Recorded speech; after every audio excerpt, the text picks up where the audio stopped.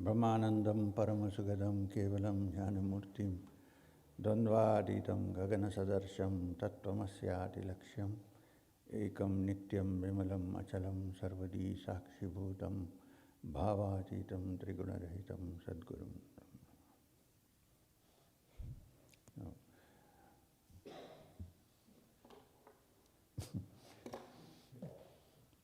What Upanishad shall we do? Shall we start with, somebody asked me yesterday, oh, you forgot to mention one Upanishad which is so important. I said, no, I did mention it, but he didn't hear it. I don't know where he is. So how is your sister? Waiting for me. Where? In Switzerland?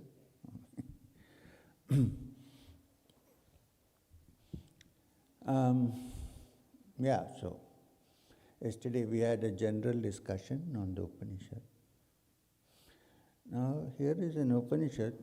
I've done it once before here. Maybe everybody was not there. This Upanishad, you can raise the volume a bit. Okay, fine. I don't want to keep going.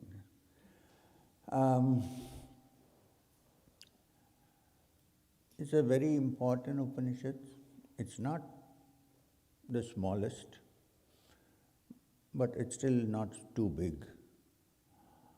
And it's an Upanishad which goes to great heights of spiritual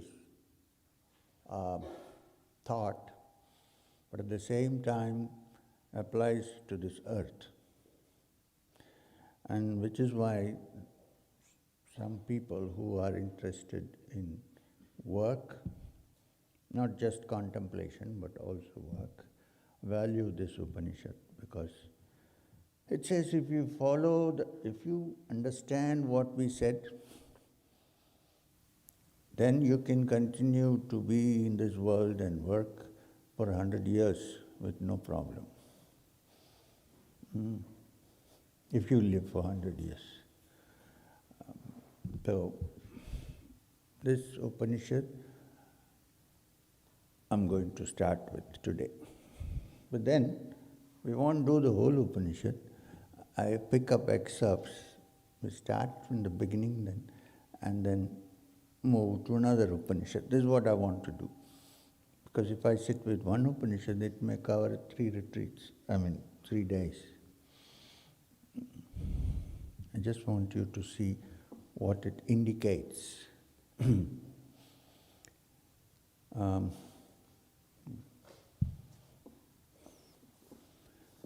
thing is, I have to check where it is. No, I'm a terrible fellow. I don't do homework.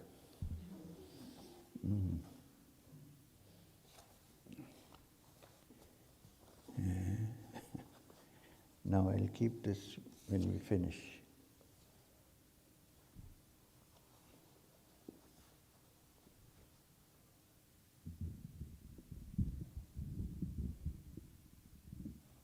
Will that catch? Okay. Okay. Thank you.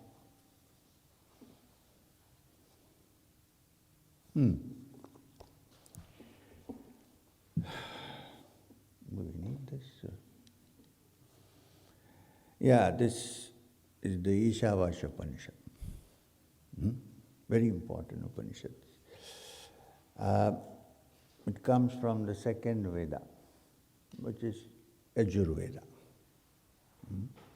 If you are interested technically, from the Vajrasaneya Samhita. Upanishad is the last part of this Samhita.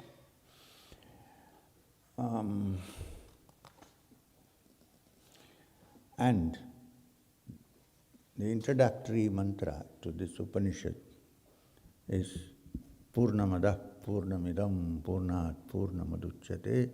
This is not the Upanishad, the introductory mantra. Purnat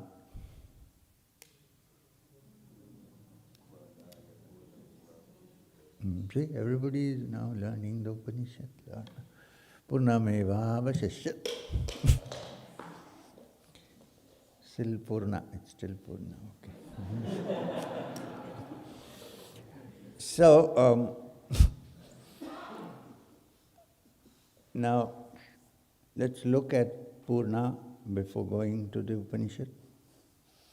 Purnamada, the source from which this entire universe has manifested for some unknown reason, is Purna, says the mantra, which means it's complete, it's full. So we can say, well, maybe it's full, but what has that got to do with me? Because I seem to be not full. I seem to be empty. I seem to be incomplete. I don't feel complete. Because then the next statement says, Purnamidam, this is also complete. Not only the source complete, but what has come out of the source, Purnasya Purnamataya, from that Purna, what has come, Purnameva vashishyate, still remains Purna. Nothing is subtracted from the original. It remains Purna. But our daily experience is that nothing is Purna. When you say Purna, first it should be complete, full, always existing. Something that is really full cannot exist today and not be there tomorrow. That's not our experience. As far as our mind is concerned, the very fact that we want to move forward, even in the spiritual field, to gain knowledge, is a sign that we don't know. We are incomplete, so we are moving towards completeness. We want to. It's probably an inbuilt instinct to move. And in daily life, it's obvious. We keep moving, because we're not happy, because we're not complete. We need somewhere unfulfilled. In my life, I keep meeting all kinds of people. Some are poor, some are rich, some are intellectuals, some are lawyers, some are politicians.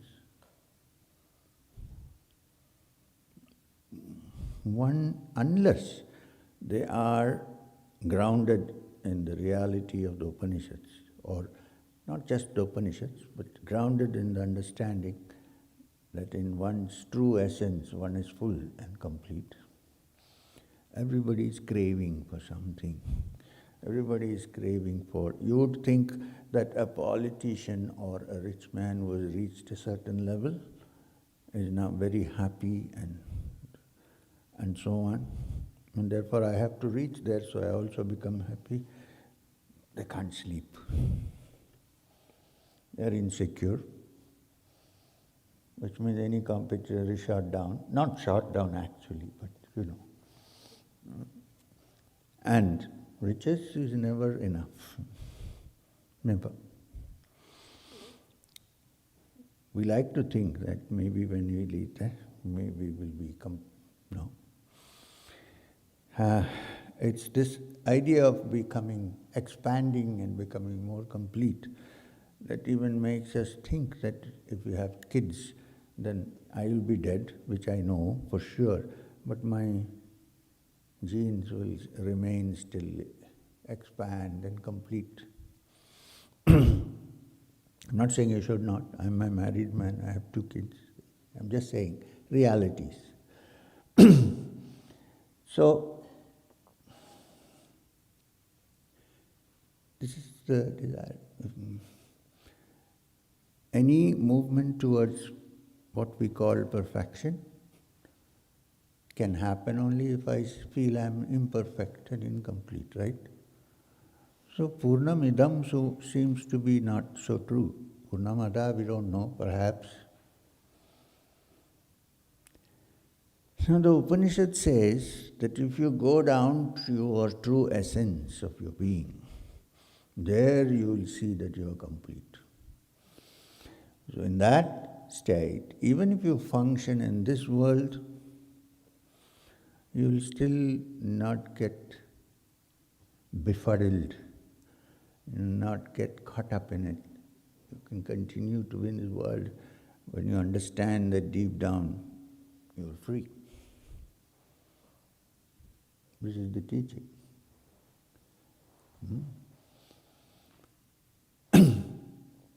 So now we will go to the Upanishad.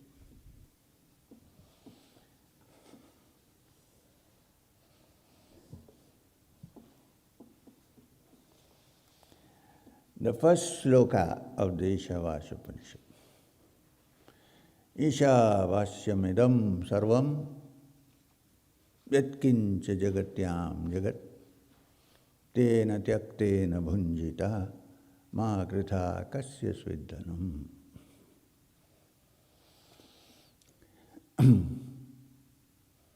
Which means, literally translated, it means all this, whatever moves in this moving world, is pervaded by the Supreme, Isha. Therefore, Tena Tyaktena Bhunjita, therefore let go and rejoice. Do not covet what belongs to others. Ma gridha kasya svidhanam actually means, translated, after all, whose wealth is all this? Ma gridha kasya svidhanam, whose wealth is all this? Does it belong to you only? Or does it belong to the universe? Sri Ramakrishna Paramahamsa used to say that 2 times God has a good laugh. One is when 2 brothers go with the survey tape and all those things to survey the land and say, this belongs to me and this belongs to you. It belongs to whom? It belongs to the earth. But then we have human beings in society divided. So he said, God has a big laugh. Does this belong to this fellow or that fellow? And then he said then God has a big laugh when a doctor goes to a patient who's about to die and says, you will surely live, I will save you. You see some doctor laughing here. It's a fact. So, life also doesn't belong to me. Anyway, so, and then this land, we have created our own boundaries. Okay, understand, for living practical purpose. But deep down you should know that there is a beautiful letter written by Chief Seattle to the then American government that time, when they wanted to buy the land, the grazing lands of the Indians. Now Seattle is named after him. They were asking him for the bargain, negotiation, how much should we pay? Chief Seattle wrote a beautiful letter. He said, the land doesn't belong to me. How can I sell it to you? How can I name a price? It doesn't belong to me. And he also said it also doesn't belong to you. He said it belongs to the great expansion. I don't know what he meant by that. We use it, you use it, but I cannot sell it to you. So, since he didn't sell it, they took it by force. Anyway, that's old history. But this also once upon a time was a land of the Comanches. So, the land, the universe, the sun, the moon, nothing belongs to us. We like to claim. If we go to the moon, the astronomers go to the moon. No, astronauts. We try to claim one part of it. So, the Upanishad is saying that all this, whatever moves in this moving, now this has to be explained a little. Īśāvāsyam idam sarvam, that supreme being, supreme reality pervades everything here. Yatkincha jagatyam jagat, which means everything that here moves. Now, the word used for the universe, the world, is jagat. Jagat is derived from the Sanskrit word jagatyam, which means that which moves. You will not find a single thing that does not move, from the psychological to the physical. You might think this is not moving, but we know that it moves inside. A physicist will tell you there is motion going on in here. You don't see it. Motion is constant. Time is constant. Change is constant. Actually, the only changeless thing on earth is change. It's changing. And change is movement. Time is movement. If there was no movement, there would be no time.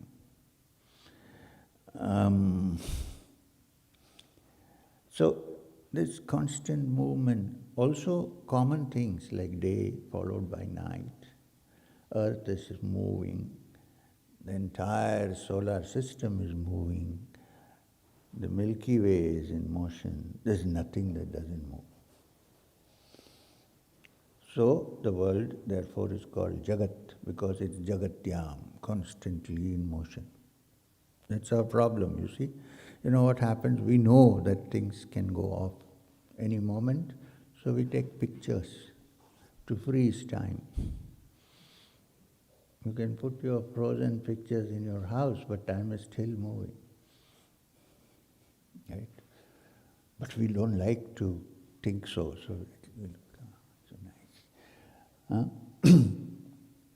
So, this constant movement is jagat.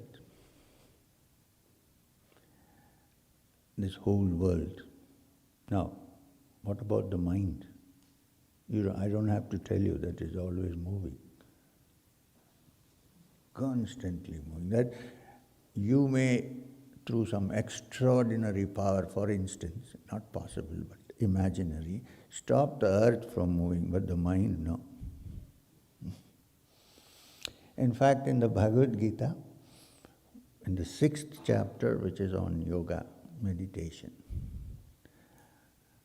Krishna says to Arjuna, I want you to keep your mind as steady as a flame when there is no wind. Arjuna says, you would have as well asked me to capture the wind, I might have tried, but this I cannot do. Sincere student. Say, no, I can't, sorry. And then Krishna goes on to describe other things. So this movement is constant. I am sitting here, my mind is moving. There. So, if that supreme reality, Isha, is all-pervading, and if it's always in motion, and in everything that moves it is, Upanishad is trying to tell you that like the eye of the cyclone, everything is moving, but the eye of the cyclone is silent, it's a vacuum. It is that vacuum that sucks everything in with the motion. It is the center.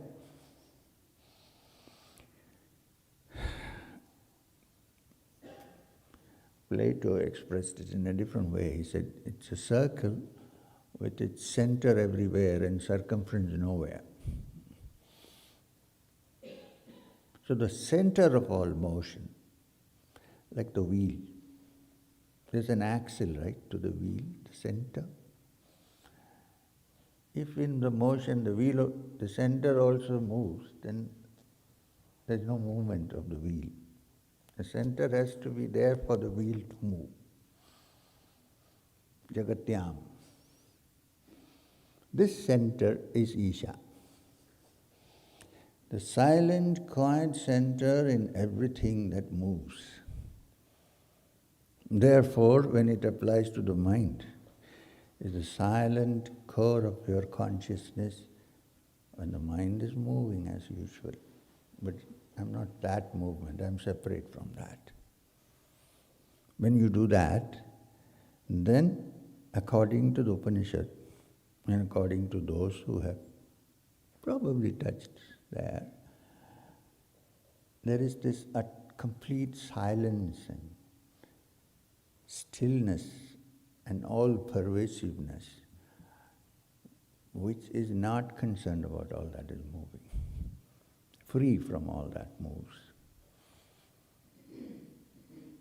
And when you touch that, even if you touch it a little bit, then even your life in this moving world becomes different.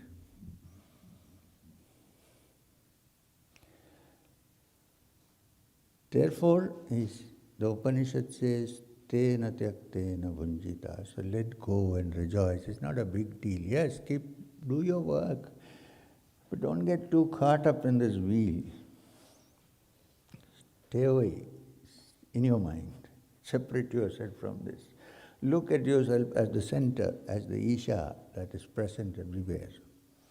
And therefore, let go of all your tensions and relax. That's one meaning. The other meaning is, now letting go is different from giving up. You cannot give up anything. How can you give it up? It's always there with you. You can walk away saying that I'm taking sannyas, but you're taking your mind with you. Where will you leave it? And that you have only 2 pairs of clothes doesn't mean that you have given up. Your mind is still caught on to something. It's not given up. On the other hand, the great king Janaka lived in his palace, but given up.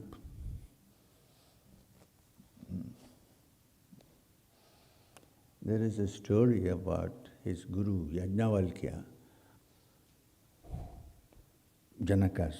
King Janaka's guru, who used to conduct his Upanishad classes in the forest. And there was always in the front a seat reserved for Janaka. The rest were all the rishis and yogis, students. So there was kind of a whisper going around saying that, look, even Yajnavalkya discriminates. The seat is there because he is the king. Janaka is the king. Of course, when such criticism happens, it's wise to not open your mouth, just keep quiet. So he didn't reply to anybody, he just kept quiet. Then, one day, a messenger came running that some parts of the city of Videha is on fire.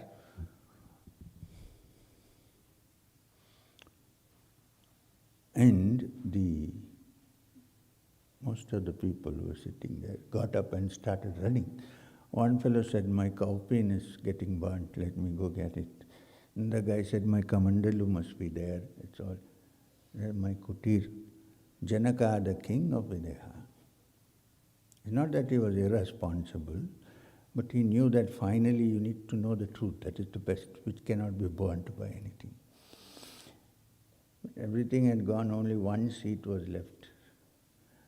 Janaka was sitting there.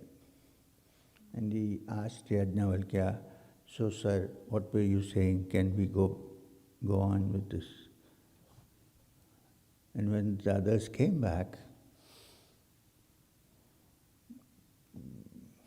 Yajnavalkya said, this is why there is a seat reserved for Janaka, not because he is the king. In fact, part of the Upanishad is also not this Upanishad. It's about Janaka's question to Yajnavalkya, his guru. After he wakes up from a dream in which he's a beggar. He had a long dream in which he was a beggar.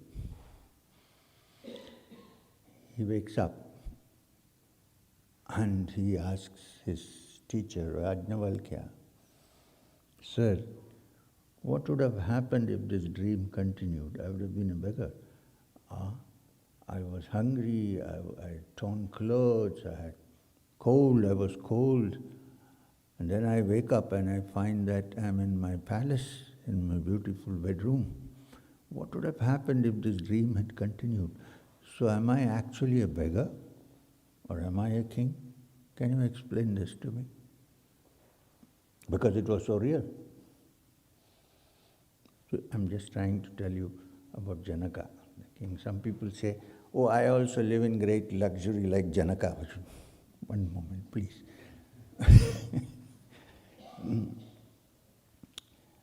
So, anyway, the other thing about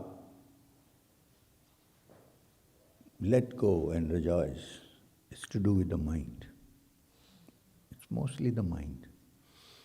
Not so much what you have or what you don't have, it's the mind. We have discussed this before. If you, I don't want to use money's name, I used it once. If one of you has given me a good slap, 20 years ago, he so prominently sits in front, so my eyes go there. And then I think of the money, the bell, and Manikandan, Muruga, who taught his father the meaning of Om. So anyway, so what did I say? Huh? Somebody gives slap. Yeah. Good, you forgot the slap. Okay. So, if somebody, Rajesh, gave me a big slap, and now suppose he slapped, now how long will this slap really last? Well, if it was a really good slap, he's a big man, I might have lost a tooth, but that will take some time. But even then, how many days till I visit the dentist? It is over. Generally, it's over in no time. Half a day, 1 day, right? With great love, I bought a necklace for her and she threw it into the pit.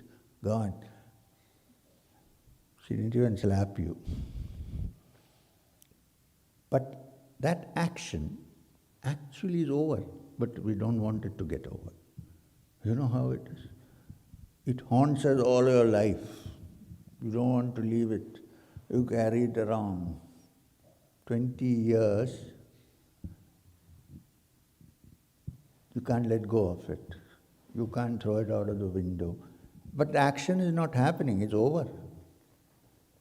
1 day or 10 minutes, it's over. But it's still there for me. I carry it here in my head, in my brain, till it becomes a festering wound. I want to slap him back after 20 years.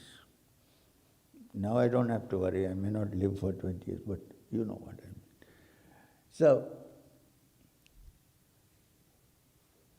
if you only say that this has happened and it is over, I will not carry it in my mind and throw it out of the window.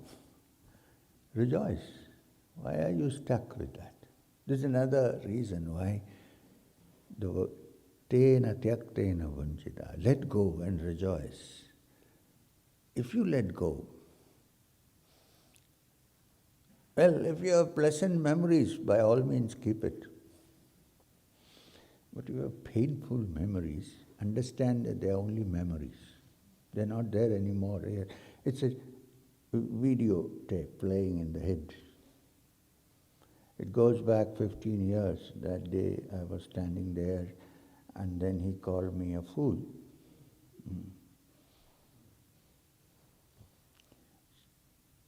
If you can let that go, then you can rejoice. Now, why rejoice? Because when you let that go, your mind is no more agitated. And the reason why you don't touch that beautiful core of your being in the midst of this changing world, which remains calm and quiet, is because you are caught up with these images. Like in the morning when I wake up, for instance, I know people are waiting to hear the Upanishads. I know people thinking that I am somebody extraordinary and so on, but I wake up in the morning and say, I'm like everybody else. I have to go to the toilet. I have to brush my teeth. I have to take a bath. I mean, if I feel like it. And then I come here. A new world here, another world. And then I go back. I have to sleep in the night.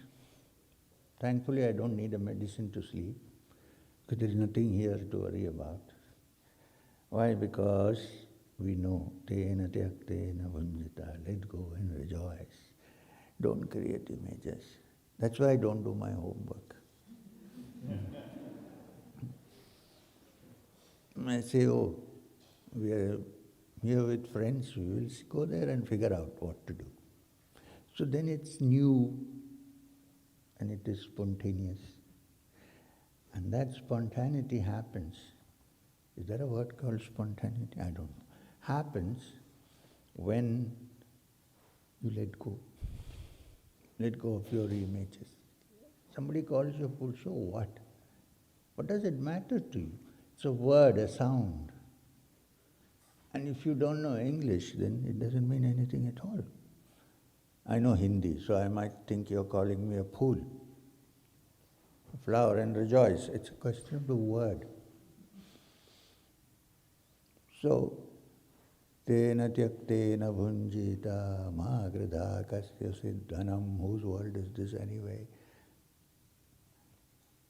It belongs to nature, it belongs to... Yeah, we need to live, we have made some rules and regulations, we follow all that. Deep down you should know.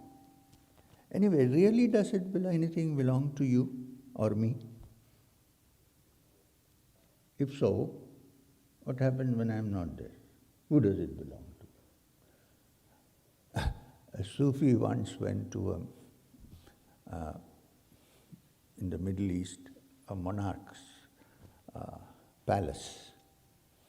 And he was very proud. He respected him, brought him, made him sit, and he showed him, this is my wonderful palace. See those golden pillars. And look at my golden throne with rubies and emerald.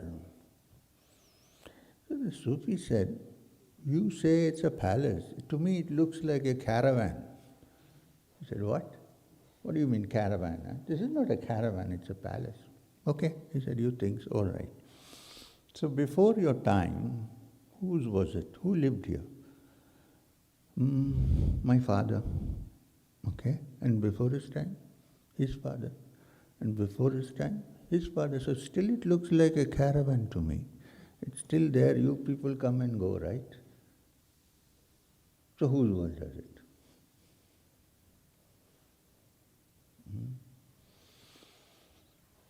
I know you would say that somebody is coming and pulling out my fence and I'm going to fight, okay. But please remember deep down that don't make it so serious. Maybe when the guy sleeps, you put your fence back, don't worry. Too much about it. So, the attitude is important. So the Upanishads, these 4 shlokas, actually 2 shlokas, 2 lines, are the most important part of this Upanishad. Īśāvāsyam idam sarvam, that supreme being. Now I'll sum up. That supreme reality, that supreme being, Isha, the Lord, pervades everything here. This world that moves, it pervades everything here. Therefore, everything is that and belongs to that and not to me. Tena Tyaktena Bhunjita. So let go and rejoice.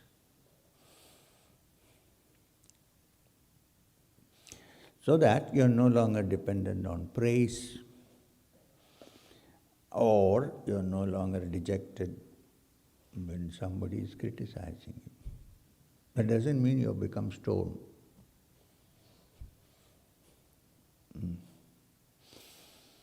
You're actually much more alive than before. Because the structure you put together is not there.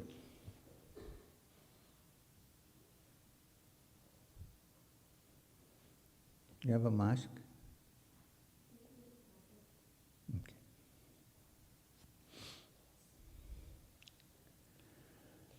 Second sloka.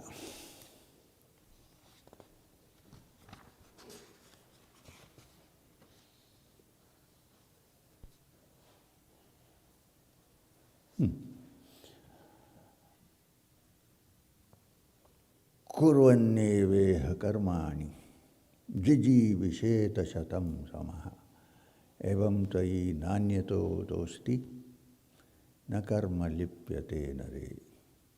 Perform all the works that you want in this earth, even if you wish to live for 100 years.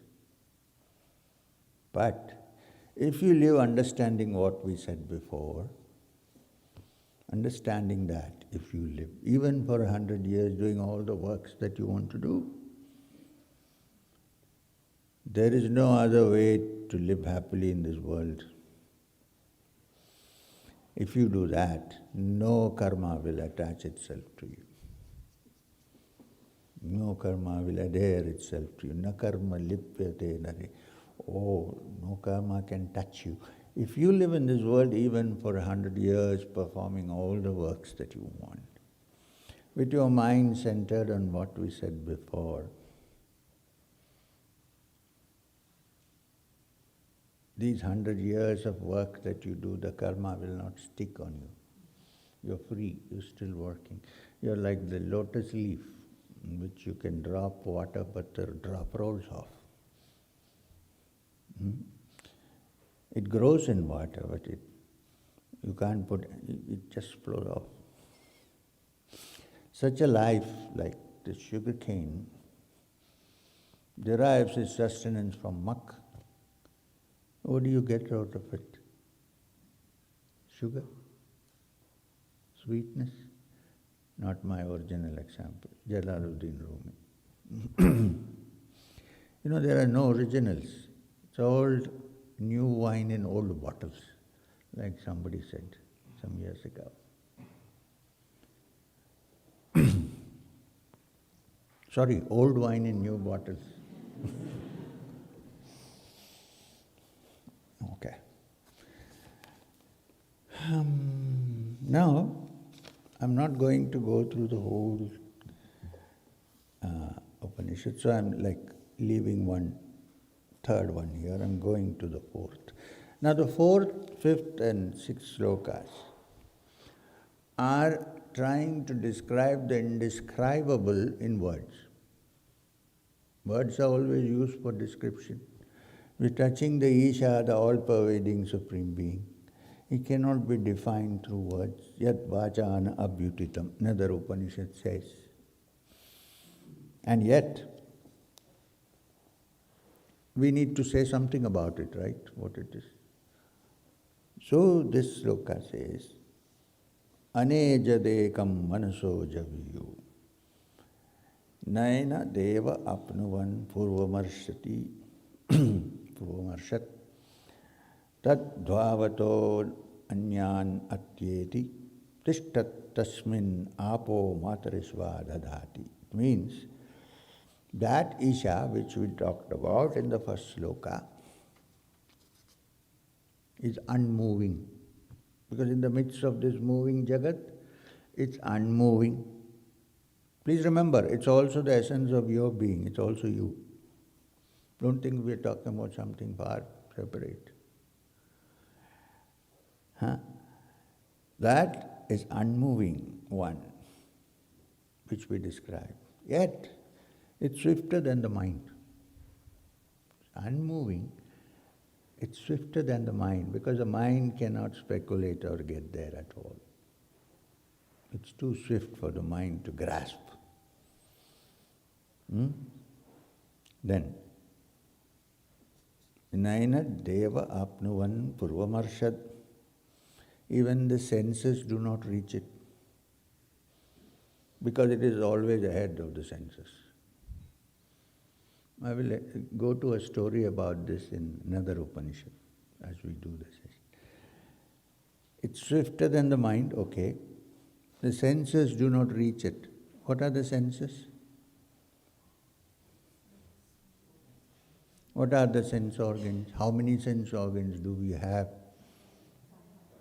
Panchendriyas, 5 sense organs. The sense of sight, the sense of smell, the sense of...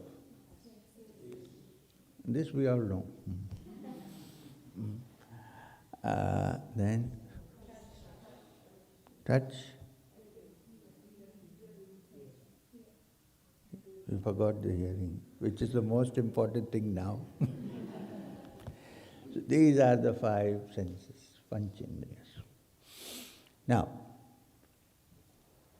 the Upanishad is saying that Isha, which we described, the unmoving one in the midst of all that moves, even though unmoving, it's swifter than the mind, because the mind cannot reach it, ordinary mind. The senses do not reach it. None of the senses can reach it. Why? Because it is ever ahead of them. Look, it's like this. That center, the core of our consciousness, which was described as Isha, the all-pervading one, in the midst of this moving world,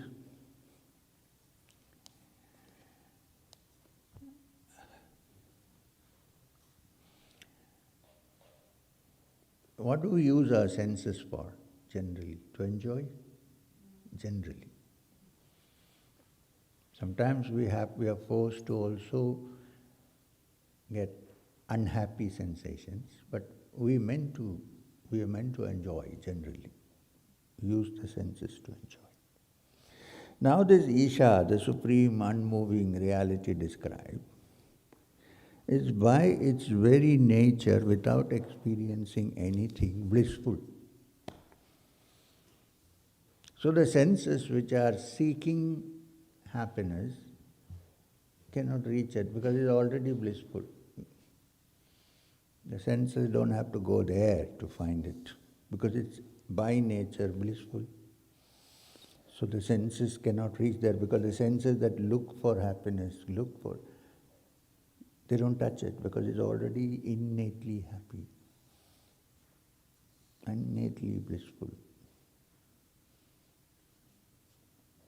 It's a bee which is always in bliss. Blissfully bee. Single E. Then, tad dhavato vanyan atyeti tishtat tasmin apamatarashva dadhati. Though standing still, it outstrips all who run. You're all running, right? The senses are running after something. Life is running, the world is running. We are running to grasp something. But this essence stays still. And after a great deal of running, when you reach there, you find, oh, this is what it is. But it didn't run. It reached the goal before you ran. You cannot think of a material thing like that, of course. But the mind can kind of conceive of it speculatively. And through constantly thinking of it, it might happen that one sees this.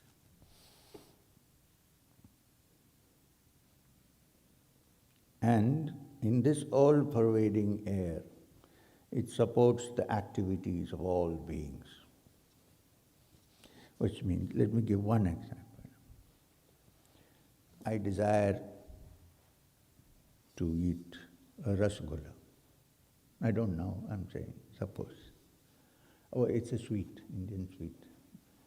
Rasgola is a nice word for the sweet. It means, how would you translate rasa? No.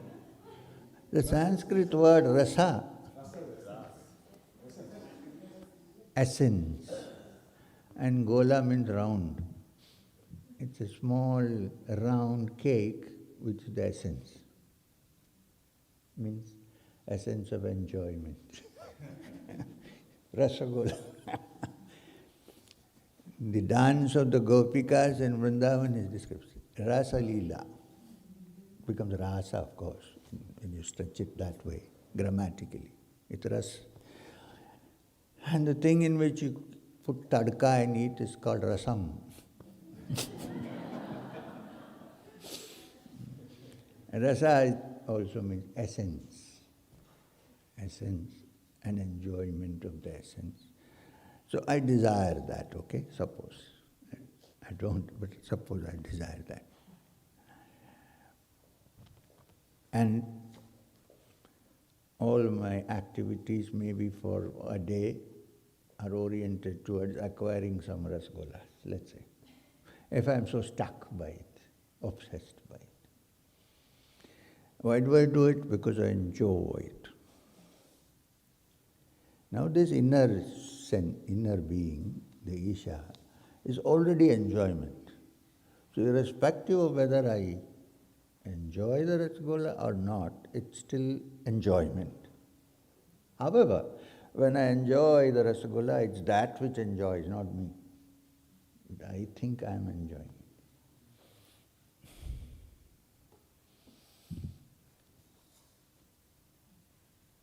And therefore, it supports the activities of all beings, because all beings live and survive in this world because they desire to live and desire to eat and desire to enjoy.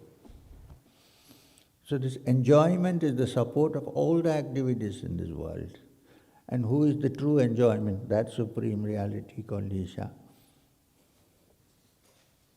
So he supports the activities of all beings. I would say it supports the activities of. You don't have to say he or she here. Where is this man who is not here? Oh, he went back. Who is the he? Last time.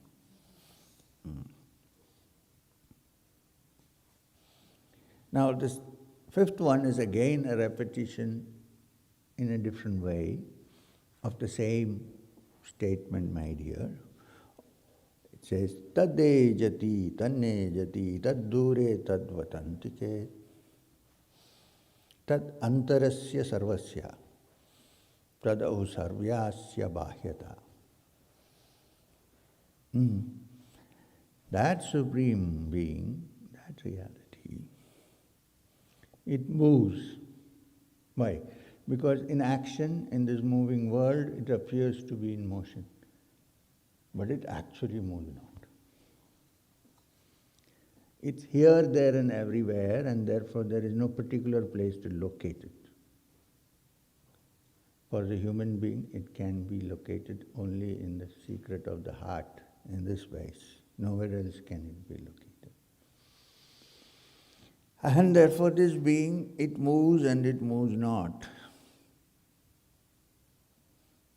It moves because everything that moves, it is the center of that motion. But by itself, it moves not. It's still. It is tat dure, tat vat antike, it's far and it is near. You think it is far off because you think it's all pervading and so forth, but it is so near because it is you. You cannot even recognize yourself or think I without that. It is the essence of your consciousness, so it's near. Somebody said it is nearer to you than your own neck vein. I think it's nearer than that.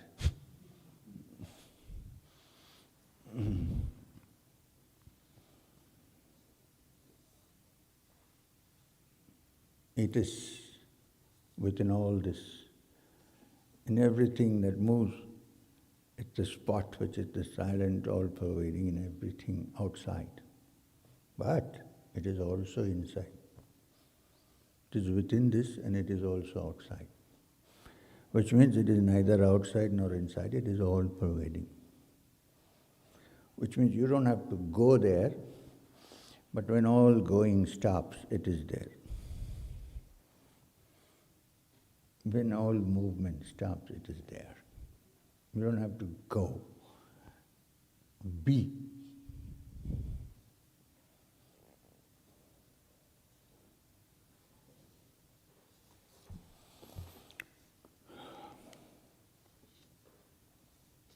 And then here comes the sixth one, which suddenly jumps from that abstract descriptions of the Supreme to something very personal. This is the Upanishad. Yastu sarvāni bhūtāni atmani hivanupashyati sarvabhūteshu cha atmanam tato na vijugupsate. And he, meaning you and I, or she, I still don't understand why they always say he anyway, it doesn't matter, don't worry about it. Let's not start a women's lib here right now. So anyway, and he who sees all beings in his own self, or she who sees all beings in your own self, and his own self in all beings,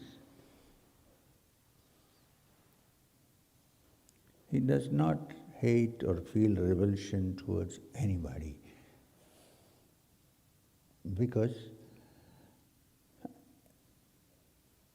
suppose that's Isha, which is all pervading, which I can see only in myself. I can't see it there, right? I can feel it only in myself. When I feel it in myself, step one, then I also feel it outside. Therefore, that inner self is in me. That inner self is also in you, and therefore I recognize everything as one. So why would I be revolted or angry or upset with you? I might have all reasons to do so, not here, but I won't, because in true essence, it is that Isha who is the self of you and the self of me. There is no difference. Therefore, one who understands this does not feel any revulsion to anybody.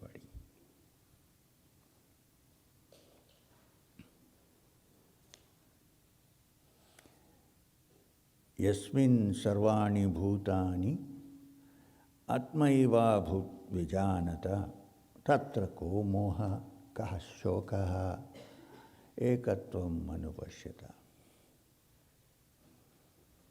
When to one who knows that all beings are his own self and that he is the self of all beings, which is Isha, of course, in a sense, then what delusion and what sorrow can be to him who has seen this oneness? This is my watch. I think it's mine, right? If I think he is the same as myself and he takes away the watch, myself is taking away my watch. What is my anger about? We can try it.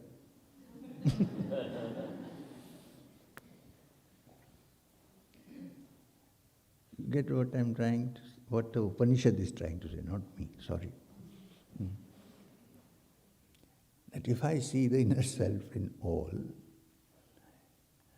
you are not different from me in depth, not outside, you may be different. Then, where is the illusion and where is the anger and aversion? All illusions happen when there are two. When there is one, there is no chance of an illusion. So even though there are many, when the many is seen as one, Says the Upanishad, where is the chance there, space for delusion? And where is the chance for anger? Tall order, but worth looking into, I would say. May not be possible in one day to understand or live this way, but keep it in mind. At some point you'll touch it, I'm sure.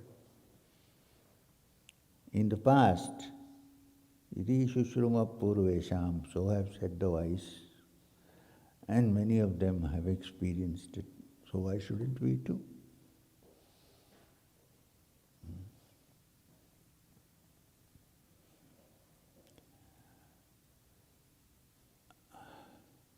Then there is a beautiful description of this Isha, beautiful expression of that consciousness, that reality which is called the Lord, the Isha, the all-pervading one. It says, He has filled all. Sa Paryagachhu akayam avaranam asanaviram shuddham apapavidham. That Supreme, which is your essence too and your essence too. He has filled all, and He is radiant, bodiless, invulnerable, devoid of muscles and sinews, pure, untouched by evil. He's the seer. He's the one who thinks when you say, I am thinking. All-pervading, self-existing, has fully distributed through endless years the objects according to their natures. All the objects in this world, according to their natures, are nothing but a manifestation of that being who is radiant, bodiless, invulnerable, devoid of muscles, pure, and untouched by evil. He is also the seer. What is a seer? One who sees. But the process of seeing looks simple, but is a little bit complicated. How we see. What you see is not just the physical seeing, but also through all other senses and the mind, and therefore seer. The seer and the seen. The seer, in its complete purity, is not different from what is seen. This is what they're trying to say. And Kavir Manishi is the thinker of the thinker, essence of thought, from where it springs forth. But when thought is silent, you reach the source. It's like,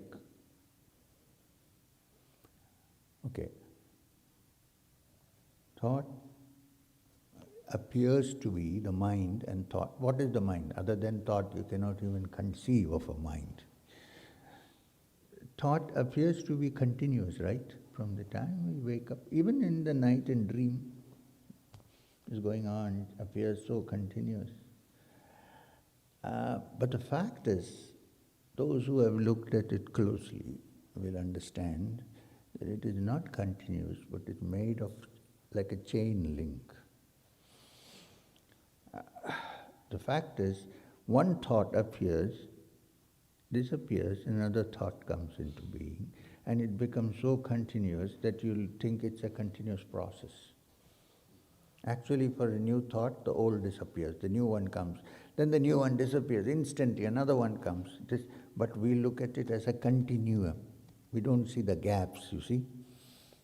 If you remember, I don't know any of you remember this, but in olden days we have this film, not the digital thing, the film, actual film, 16 mm and so on, which used to be shot and then put in the projector and then seen on the screen.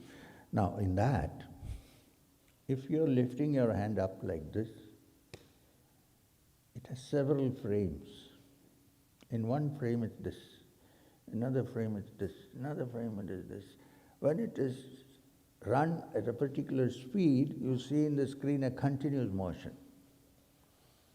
Similar to that, many thoughts coming and going, coming, vanishing, coming again, but they're so fast that you see it as one chain. But the gap is there. So if by some chance, when the mind is silent absolutely, and you touch the gap, done. You don't have to study the Upanishads all over. But it's hard even to believe that there is a gap. There is a gap. Between each thought there is a gap. The gap is the essence from where it arises and goes back. And that is touched. And then you are free.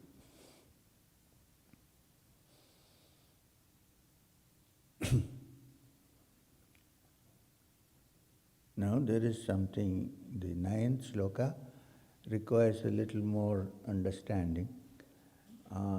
So we will do it after I come back in the next session.